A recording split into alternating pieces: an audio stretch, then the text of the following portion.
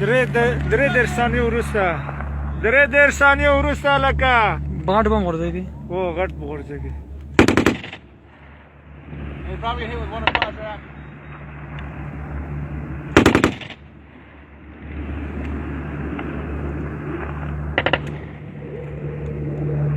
جېټه غورځي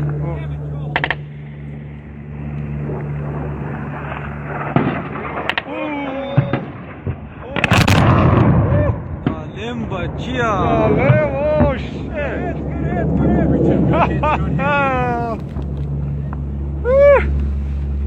ټول درته وار کړه مکمل وار شو قرار یې کړل.